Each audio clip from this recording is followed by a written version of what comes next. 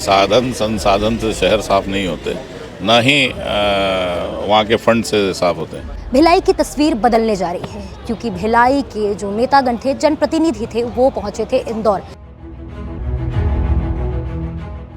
देखिए, सफाई एक निरंतर होने वाली प्रक्रिया है। रोज़ कचरा होता है, रोज़ उसको साफ भी किया जाता है और ये लगातार होता है और आज भी हो रहा है। इंदौर का भ्रमण करने से कुछ चीज़ें जो समझ में आई कि उन लोगों का जो सिस्टम है कि जब तक के शहर का हर जनप्रतिनिधि जो वार्ड पार्षद के रूप में नगर निगम में जनप्रतिनिधि है, वो नहीं समझेगा, वो अपने शहर अपने वार्ड की जनता को जागरूक नहीं करेगा, तब तक इस शहर को पूरी तरह से साफ कर पाना संभव नहीं है। भिलाई की तस्वीर बदलने जा रही है क्योंकि भिलाई के जो नेतागण थे, जनप्रतिनिधि थे, वो पहुंचे थे इंदौर। इंदौर की व्यवस्था, क्योंकि इंदौर लगातार जो है 8 वर्षों से सफाई के क्षेत्र में अव्वल आ रहा है, ये सीखने के लिए भिलाई के महापौर और भिलाई के 70 वार्डों के जो पार्षद हैं वो इंदौर पहुंचे थे और अब उसी इंदौर दौरे की जो इम्प्लीमेंटेशन है भिलाई नगर निगम में करी जाएगी। भिलाई नगर निगम के क्षेत्रों में जो चौक चौराहों पर जो कचरे पड़े होते हैं, घर से डोर टू डोर जो कचरे निकलते हैं, उसको लेकर नियम बदलने वाले हैं। अब आपके घर से गीला कचरा और सूखा कचरा निकलने की मुहिम भिलाई नगर निगम से छेड़ी जाएगी और इसके बाद में फिर से भिलाई की तस्वीर बदलने वाली है और स्वच्छ भिलाई सुंदर भिलाई की रेस में आगे बढ़ने वाली है। इस पूरे मामले को लेकर हम महापौर नीरजपाल जी से बात करेंगे और जानेंगे कि क्या सोच, क्या दृष्टि लेकर नगर निगम कार्य करेगा। हमारे साथ में महापौर जी हैं, इनसे हम बातचीत करते हैं। सर, भिलाई जो है एक नई दिशा, एक नई ओर जो है जा रही है। सफाई को लेकर बड़ा मुद्दा है, लगातार इस मुद्दे पर विचार भी होता है, लेकिन धरातल पर जो है इसकी स्थिति अलग दिखती है। लेकिन अब जो है इंदौर से जो चीज़ सीख कर टीम आई है, उसको इम्प्लीमेंट किस प्रकार से करेगी? देखिए, सफाई एक निरंतर होने वाली प्रक्रिया है। रोज़ कचरा होता है, रोज़ उसको साफ भी किया जाता है और ये लगातार होता है और आज भी हो रहा है। इंदौर का भ्रमण करने से कुछ चीज़ें जो समझ में आई कि उन लोगों का जो सिस्टम है, होता पूरे हिंदुस्तान में इसी तरीके से है। कचरा होता है, लोग कचरा निकालते हैं और सफाई मित्र जो है कचरा इकट्ठा करके प्रॉपर ट्रंचिंग ग्राउंड जो है वहाँ डालते हैं। लेकिन उसको एक सिस्टम से जो करना है, जिस वजह से इंदौर आज देश में लगातार पिछले 7-8 सालों से प्रथम स्थान पर वरीयता इसमें स्वच्छता रैंकिंग में आ रहा है, तो निश्चित रूप से कुछ अलग होगा, ये मान के हम लोगों ने प्रशासन ने जून में कमिश्नर्स और महापौर जितने भी छत्तीसगढ़ के उनको उसका भ्रमण करने के लिए भेजा था। उसके बाद वहाँ से आने के बाद जो हमको समझ में आया कि जब तक के शहर का हर जनप्रतिनिधि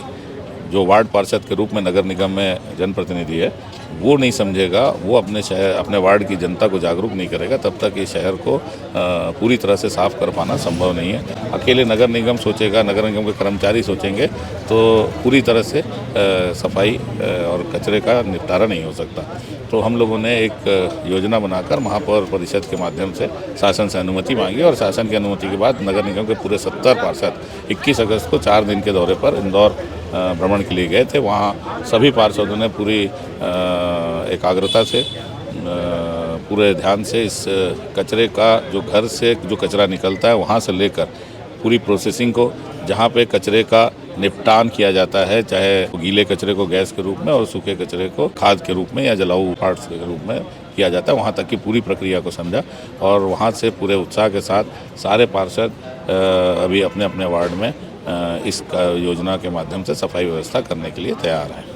सर, ये जब इस प्रकार की बड़ी मुहिम की अपन बात करते हैं, इससे भी पहले पूर्व में जो है गीला कचरा और सूखा कचरे की बात होती, पर इस बार जो है लोगों को काफ़ी गंभीरता से इस चीज़ को लेने की बात जो है नगर निगम के द्वारा कराई जा रही है। पर इसी बीच में अगर मैं संसाधनों की बात करूँ तो अगर इंदौर की अगर हम बात करें तो वहाँ पे उस चीज़ की फंडिंग, मतलब जो व्यवस्थाएँ हैं उसको भी अलग मंदिर देखा जाता है, तो इसको लेकर यहाँ पर किस प्रकार से किया जाएगा, व्यवस्थाएँ कैसी होंगी? मेरा मानना यह है कि साधन संसाधन से शहर साफ नहीं होते, ना ही वहाँ के फंड से साफ होते हैं। जब तक के शहर का आम जो नागरिक है,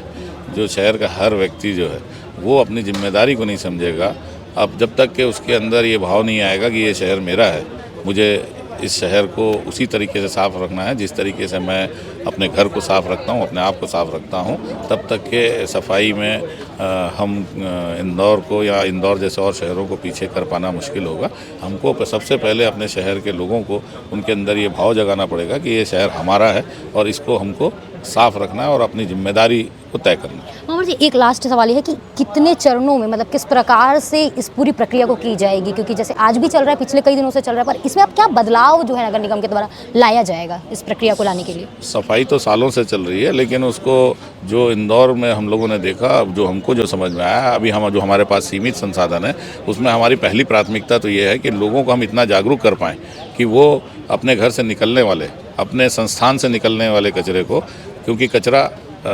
दो अलग अलग स्वरूप में रहता है। जो कचरा गीला रहता है उसका अलग से एक डब्बे में इकट्ठा करें और सूखे कचरे को अलग करें। जब तक कि ये पहली चीज़ जो कचरे को निपटान के लिए जो ज़रूरी है कि सूखा और गीला कचरा अलग अलग इकट्ठा अलग अलग अगर होगा तो उसकी पूरी प्रोसेसिंग उसके बाद की चीज़ है, उसके बाद उसका सारी प्रक्रिया उसके बाद है। तो पहली प्राथमिकता हमारी भी ये है कि हम जो डोर टू डोर कलेक्शन करते हैं, चाहे वो घरों से हो, संस्थानों से हो या फैक्ट्री से हो या किसी भी जगह से हो, उस कचरे को हम अलग अलग स्वरूप में अलग अलग गीले और कचरे सूखे कचरे को ले पाए। जी, तो आपने सुना महापौर नीरज पाल को, क्या कुछ जो सोच है वो ये लेकर चल रहे हैं और आने वाले समय में इनके जनप्रतिनिधि, इनके पार्षद